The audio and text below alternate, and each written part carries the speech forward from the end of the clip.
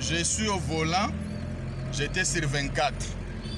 J'arrive vers le feu rouge entre boulevard du Cinquantenaire et Kankokolo. Un officier m'a interpellé.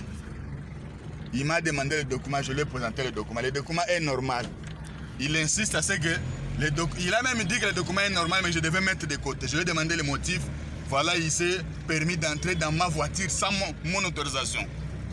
Là, moi, je suis un coordinateur des écoles Kimbangis dans le Congo central. Je suis en route pour rentrer au Congo central. Voilà, il est derrière moi là-bas. Je ne sais pas ce qu'il vient faire dans ma voiture. C'est comme ça que le Congo avance. Merci beaucoup. Bon, Pessang a fait des routes. Pesa fait des routes. Au moni ceux qui ont fait Pesa fait des routes. Pesa fait des routes. En côté, monsieur, au sol, elle ne fait pas l'angala. Elle ne va pas. Wa kota mutu kanan. Voilà. Wa kota mutu kanan. Non, kota la mutu. Wa kota mutu kanan. Wa kota la mutu. Mais c'est donc la bureau la police. Kala so puso so to beba na no mutu. Pesa fait des routes. Pesa fait des routes. Pesa fait des routes. Pesa nga fait des routes. Pesa fait des routes. Pesa nga fait des routes na bina yo.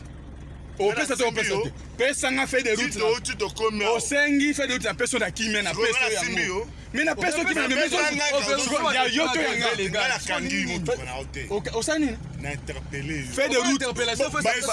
Et là où tu bosses sur ça on na baction sur yango. Autation de conduite. Mikanda za normal. Suko ni. Enlèvement wa kota mutu nani. Héritier.